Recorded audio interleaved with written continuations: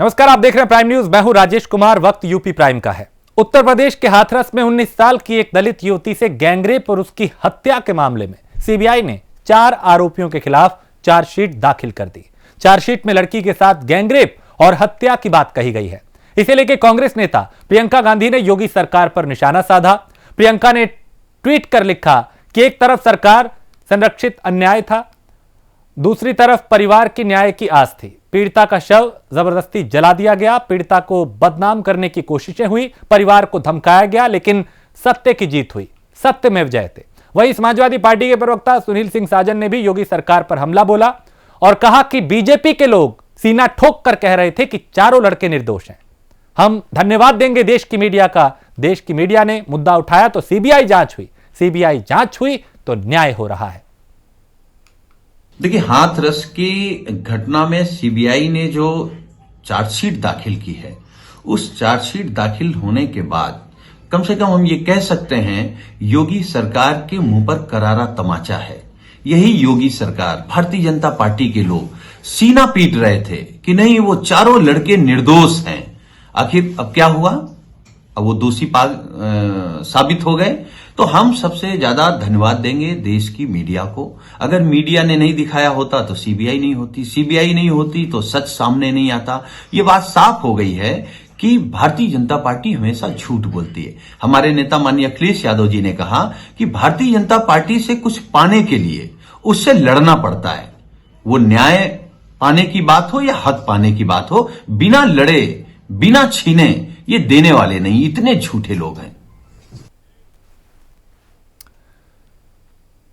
और उत्तर प्रदेश सरकार का ऑपरेशन माफिया के तहत प्रयागराज में माफिया और हिस्ट्री शीटरों के अवैध निर्माण पर बुलडोजर चलने का सिलसिला जारी है। इस कड़ी में प्रयागराज के सबसे खूंखार और हार्डकोर क्रिमिनल और माफिया अतीक अहमद के खास शूटर फरहान अहमद के आलीशान मकान को पीडीए ने ध्वस्त कर दिया। फरहान ने अपने प्रभाव का इस्तेमाल करते हुए पहले दूसरे की जमीन कब्जे की, उसके बाद निर्माण करा लिया। आज पीडीए ने 3 बुलडोजर लगाकर निर्माण को ध्वस्त कर दिया। धूमनगंज के बमरोली में रहने वाले अतीक का यह शूटर हार्डकोर क्रिमिनल है और धूमनगंज थाने का टॉप 10 अपराधी है। इसके ऊपर बीएसपी विधायक राजू पाल की हत्या का भी आरोप है। फरहान पर प्रयागराज और कौशांबी में 2 दर्जन से अधिक मुकदमे दर्ज हैं, जिसमें 1 दर्जन मुकदमे हत्या से संबंधित हैं। इस वक्त फरहान जेल में बंद है और अभी साल भर पहले कौशांबी से प्रयागराज में पेशी के दौरान फरार हो गया था। बाद में पुलिस के दबाव में इसने कोर्ट में सरेंडर किया था।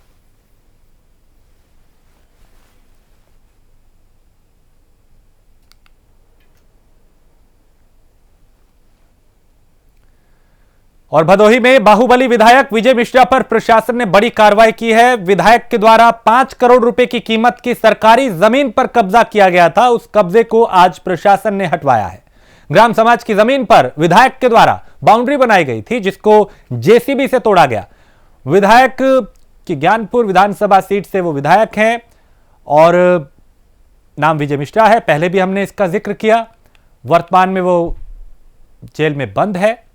विधायक के रिश्तेदार ने उन पर मुकदमा दर्ज कराया था, जिस मामले में विधायक की गिरफ्तारी की गई थी।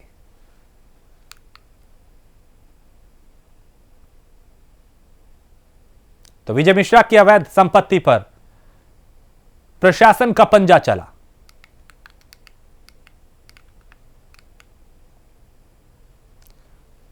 और इस तरीके से जहां पे भी पिछले कई दिनों में गलत तरीके से निर्माण हुए, नियमों की अनदेखी करके, चाहे वो बाहुबली हो, माफिया हो, गैंगस्टर हो, उन तमाम लोगों के खिलाफ बड़ी कार्रवाई की गई है।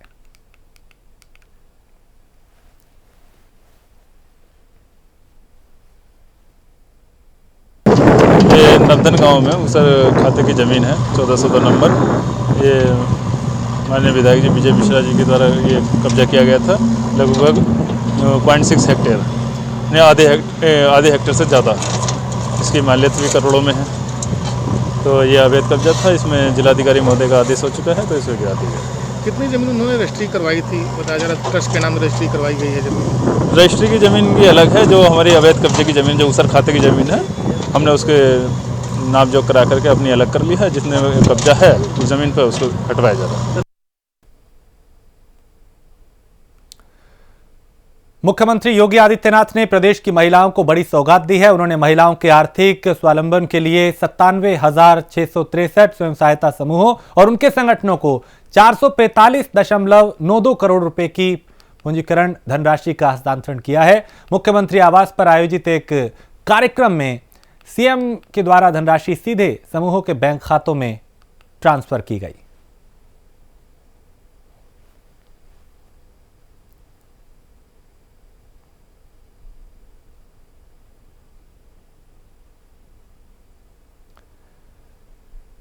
तो आजीविका मिशन से जुड़े समूहों को यह बड़ी सौगात दी गई।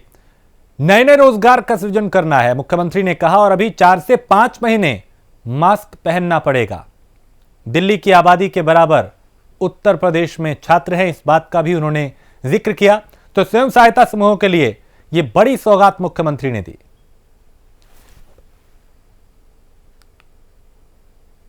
मुझे बहुत प्रसन्नता है कि आज एक साथ प्रदेश के अंदर उत्तर प्रदेश राज्य ग्रामीण आजीविका मिशन के अंतर्गत स्वयं सहायता समूहों के 97,663 से अधिक समूहों को 446 करोड़ रुपए की धनराशि का अंतरण एक साथ यहां पर हो रहा है। मेरा यह मानना है कि महिला सशक्तिकरण के लिए एक ग्रामीण क्षेत्र में स्वावलंबन का जो एक कार्यक्रम हो सकता है, उसमें महिला स्वयंसेवी समूह की बहुत बड़ी भूमिका हो सकती है। जैसे कि आपको उदाहरण एक दिखाया गया है आज कि कैसे बुंदेलखंड में बलिनी मिल्क प्रोड्यूसर ने एक वर्ष में 46 करोड़ रुपए का बिजनेस किया और 2 करोड़ 26 लाख रुपए का मुनाफा कमाया है। मुझे लगता है कि किसी भी महिला समूह के लिए अपने आप में एक उदाहरण है। और ये संभावना केवल बुंदेलखंड में ही नहीं है, ये संभावना तो प्रदेश के अंदर हर जनपद में मौजूद है, हर एक स्तर पर मौजूद है।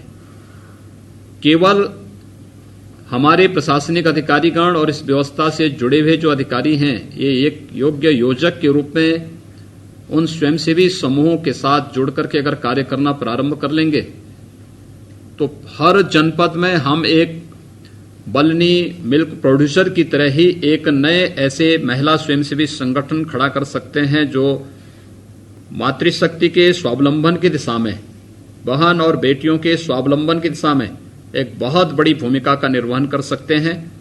मैं इस पूरे अभियान के लिए सबसे पहले ग्राम्य विकास विभाग को हृदय से धन्यवाद देता हूं, और जो स्वयं सहायता समूह आज इस कार्यक्रम के माध्यम से जिन्हें इतनी राशि का वितरण हो रहा है, उन सबको हृदय से बधाई देता हूं, उनके प्रति अपनी शुभकामनाएं देता हूं। जैसे कि बताया गया कि देखिए, पिछले कुछ समय से जो कार्यक्रम हुए हैं, आपने देखा होगा एक महिला स्वयंसेवी समूह मनरेगा के अंतर्गत और भी कार्य करने के इच्छुक हैं, और प्रशासन को चाहिए कि हम उनके साथ संवाद बना करके उन्हें कार्य देने के लिए प्रेरित करें।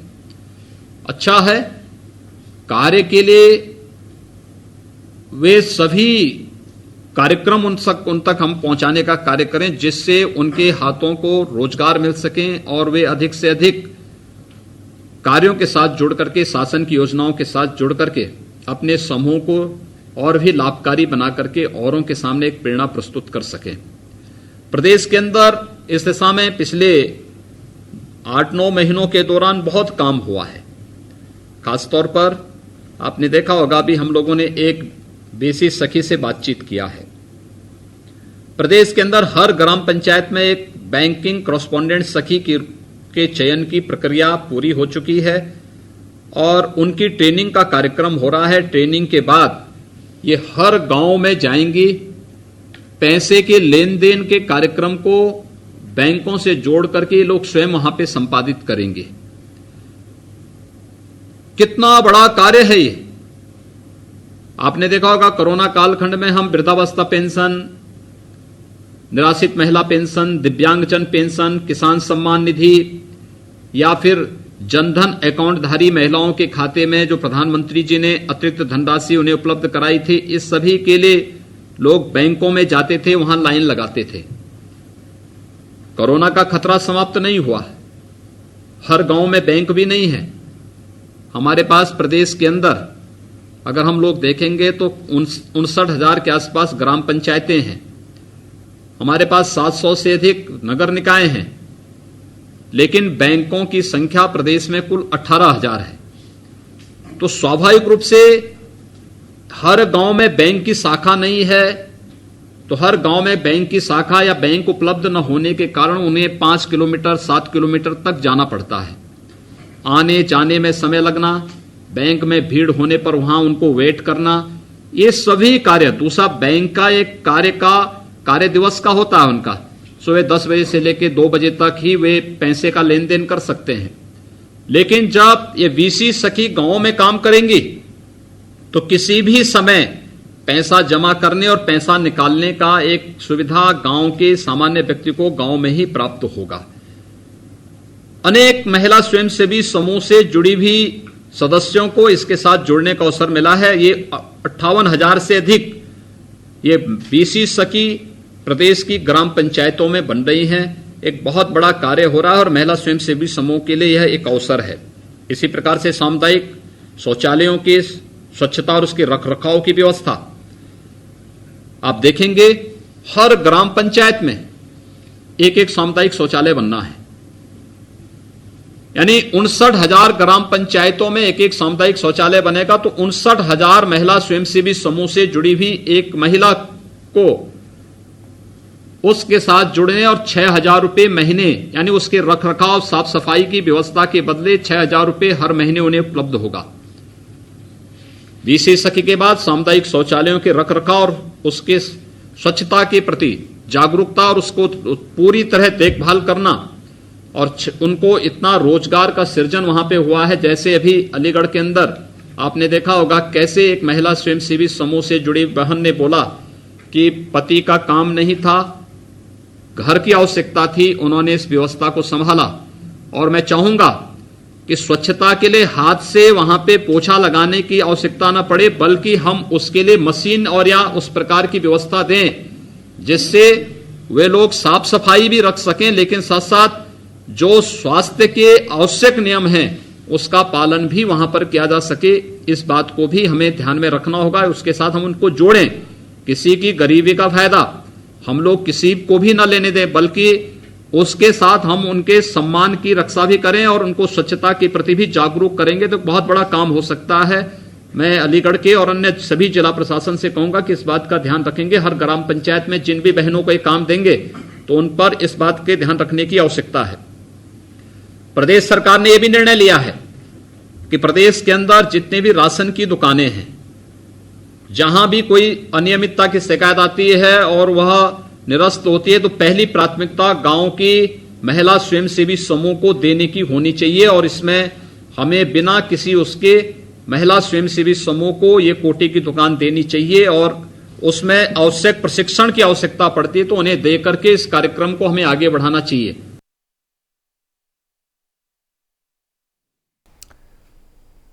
तो मुख्यमंत्री को आपने सुना किस तरीके से वो इन बातों का जिक्र कर रहे थे कि कैसे जो प्राथमिकता है वो यही कि लोगों तक कैसे सहायता पहुंचे और उनकी जरूरतें पूरी हो, उनको आगे बढ़ाया जाए। आगे बढ़ते हैं।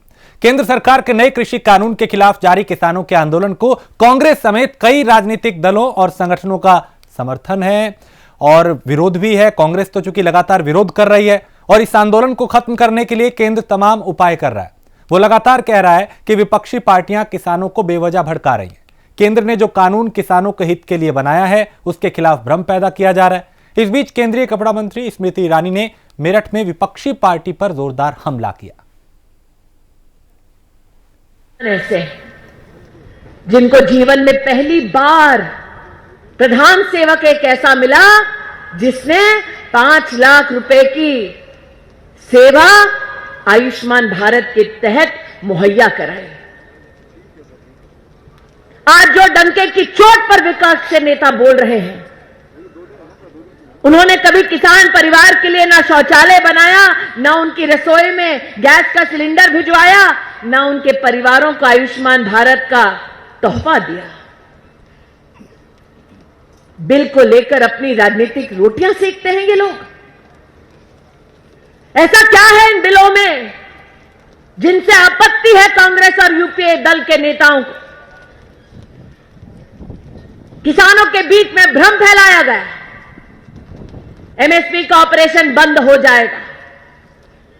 आज बतलाना चाहती हूं आप जैसे भाइयों को, नरेंद्र मोदी ने अपने कार्यकाल में एमएसपी में पूरे देश के किसानों को 8 लाख करोड़ रुपया मुहैया कराया है। और अगर आप यूपीए के कार्यकाल का आंकड़ा देखें तो स्तब्ध हो जाएंगे कि 10 साल यूपीए की सरकार रही, खर्चा कितना? मात्र 3.5 लाख करोड़ रुपया। ये जो आज ढोंग कर रहे हैं हितैषी बनकर किसानों का, कांग्रेस और यूपीए की जब केंद्र में सरकार थी तो किसान का क्या हश्र था? हर चुनाव में किसान को झांसा दिया जाता कि कर्जा माफ कर दिया जाएगा और वोट पड़ने के बाद किसान दर दर की ठोकरें खाता। मोदी और योगी की जब सरकार आई तब भारतीय जनता पार्टी ने उत्तर प्रदेश में सरकार बनाने के बाद 36,000 करोड़ रुपए के माध्यम से 86 लाख किसानों का कर्जा माफ किया। यह सत्य कोई झुठला नहीं सकता। डॉक्टर बालियान ने कहा पश्चिमी उत्तर प्रदेश का किसान इतना संपन्न है कि 6,000 रुपया उसको कम लगता हो, लेकिन शुभ शुरुआत तो हुई।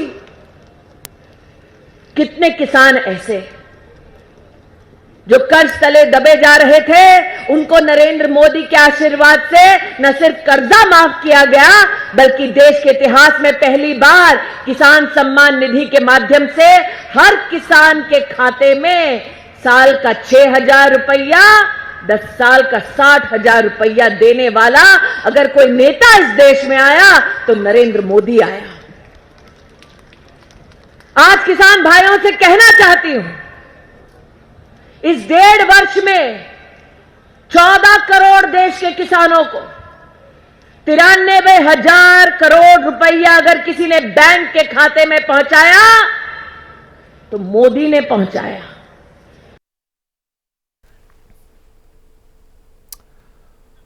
और बिजनौर में ई रिक्शा से चाचा के साथ गई लापता बच्ची को पुलिस ने बरामद कर लिया। 2 दिन पहले अचानक गायब हुई बच्ची की परिजनों ने पुलिस को तहरीर दी थी। बच्ची के गायब होने की खबर से पुलिस प्रशासन में भी अफरा तफरी मच गई थी। एसपी के दिशा निर्देश पर स्वात टीम और नजीबाबाद पुलिस ने बच्ची को आज सकुशल बरामद कर लिया।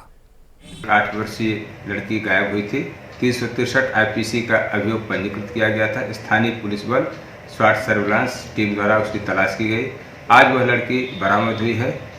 पूछने पर बताई कि सलीम चचा ले गए थे और सीसीटीवी फुटेज से भी यह मालूम हुआ कि वह लड़की किसी गार्जियन की तरीके से हाथ उंगली पकड़ करके जा रही है ई रिक्शा से। फिर आगे की बात पता नहीं चली। पूछताछ पर लड़की ने किसी अपराध या किसी अन्य चीज़ की हादसे की बात नहीं बताई है। लड़की स्वस्थ प्रसन्न गार्जियन के साथ में है। उसका मेडिकल परीक्षण एवं अन्य जांच पड़ताल करके विधिक कार्रवाई की जा रही है। और यूपी में लगातार कोरोना के मामलों में कमी आ रही है। प्रदेश में बीते 24 घंटे में कोरोना के 1,440 नए मामले आए। अब तक 5,46,000 से ज्यादा लोग कोरोना को मात देकर ठीक हो चुके हैं। आज भी प्रेस कॉन्फ्रेंस की गई, क्या कुछ इसमें कहा गया, सुनते हैं। प्रदेश में कोरोना का संक्रमण कम हुआ है, लेकिन सबसे आवश्यक है कि सब लोग सावधानी बरतें, मास्क का निरंतर उपयोग करें, हाथ धोते रहें, सामाजिक दूरी रखें। विशेषकर जो सामाजिक समारोह हैं उनमें सामाजिक दूरी रखें। भीड़ भाड़ के क्षेत्रों में जाने से बचें। कोरोना का संक्रमण सावधानी से ही कम किया जा सकता है। उत्तर प्रदेश सरकार द्वारा वैक्सीन आने पर वैक्सीन को लक्षित समूह तक पहुंचाने, उनको लगाने की पूरी व्यवस्था की जा रही है। वैक्सीनेटर्स की प्रशिक्षण चल रहा है और स्टोरेज के लिए कोल्ड स्टोरेज वगैरह का, कोल्ड चेन का सबकी व्यवस्था हो रही है। माननीय मुख्यमंत्री जी कल इसकी समीक्षा भी करेंगे कि प्रदेश में लॉजिस्टिक के क्या क्या इंतजाम कर लिए गए हैं वैक्सीन को लक्षित समूह तक पहुंचाने के लिए।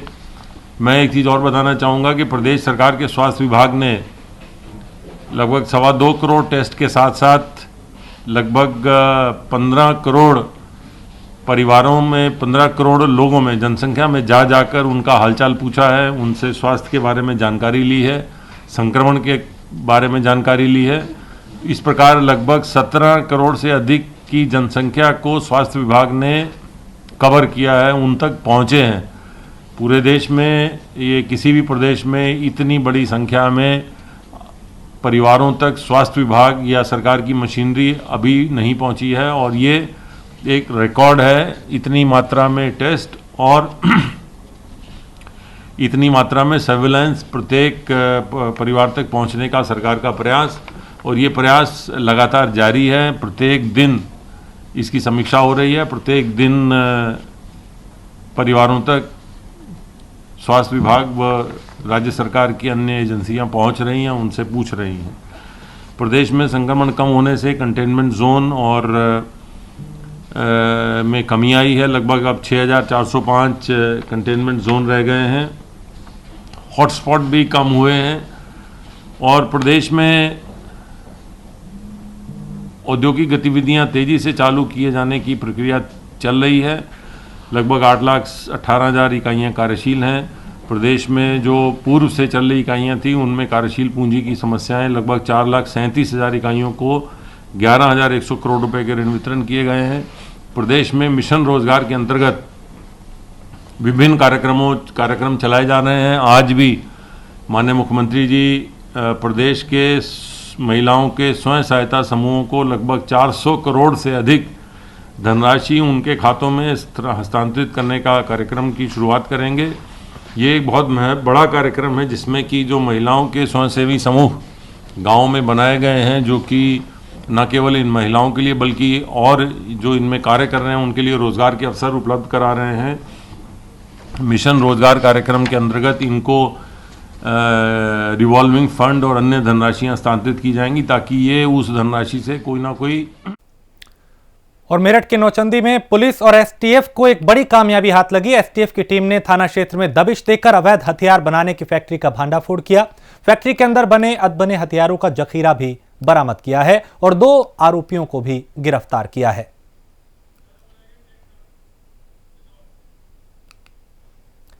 बिजनौर एसपी ने थाना नगीना प्रांगण में ग्रामीण क्षेत्रों से आए सभी चौकीदारों से विचार गोष्ठी का आयोजन किया और सभी चौकीदारों को स्वेटर और लाठियां वितरित की। इस दौरान एसपी ने चौकीदारों की शिकायतें सुनकर उनका समाधान करने का आश्वासन दिया। 126 ग्राम प्रहरी के साथ में गोष्ठी की गई। उनको उनके दायित्वों के बारे में, उनके कर्तव्यों के बारे में अवगत कराया गया, उनकी समस्याओं को सुना गया। कुछ लोग असाध्य बीमारियों से या बुजुर्गियत की वजह से अपने स्थान पर दूसरे चौकीदारों को, जो अपने परिवारिक जनों को तैनाती का अनुरोध किया। डिस्ट्रिक्ट मजिस्ट्रेट साहब से वार्ता करके उस पर कार्रवाई की जाएगी। इनमें आत्मगौरव का भाव पैदा किया गया और यह बताया गया कि आप पुलिस परिवार के अभिन्न अंग हैं, शासन के, प्रशासन के आँख कान नाक हैं। इनकी उपयोगिता के बारे में, इनके महत्व के बारे में, इनके दायित्व के बारे में। गौतम बुद्ध नगर में कानून व्यवस्था को बेहतर बनाए रखने के लिए पुलिस कमिश्नर आलोक सिंह के नेतृत्व में सभी प्रकार के बिंदुओं पर गहनता के साथ कार्रवाई सुनिश्चित की जा रही है ताकि जनपद में कानून व्यवस्था और शांति व्यवस्था के मानकों के अनुसार वो कायम रहे।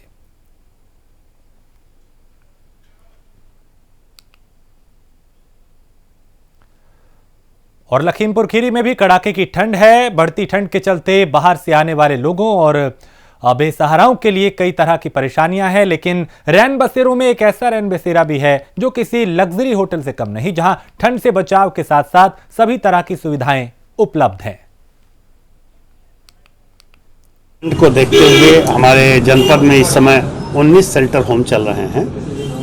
8,000 जो निराश्रित लोग हैं उनको कंबल वितरण किया जा चुका है और 180 स्थानों पर लगभग हम लोगों का इस समय अलाव चल रहा है। निश्चित रूप से इस समय ठंड का प्रकोप अपने पीक पर है और काफ़ी ठंड पड़ रही है। इसको देखते हुए पूरी व्यवस्थाएं की गई हैं। जो हमारा जिला चिकित्सालय है उसको भी अलर्ट पोजीशन पर रखा गया है कि अगर कोई ठंड का शिकार होता है तो उसको तत्काल ट्रीटमेंट भी मिल सके। जो हमारे शेल्टर होम चल रहे हैं वहाँ कोविड के जो मानक हैं उसको भी पूरी तरह से फॉलो किया जा रहा है। सैनिटाइजर और उससे रिलेटेड और भी जो चीज़ें हैं उसकी पूरी व्यवस्था की गई है। और यहाँ पे CCTV कैमरे और तख्त और चारपाई की व्यवस्था की गई है, जैसे जो लोग भी यहाँ रुके उनको किसी तरह की असुविधा न हो। हम झंडी राज्य से आए हैं और यहाँ बहुत सुंदर व्यवस्था है, हीटर भी जल रहा है। और इसी के साथ इस बुलेटिन में फिलहाल इतना ही। देश प्रदेश की बाकी खबरों के लिए आप देखते रहिए प्राइम न्यूज़।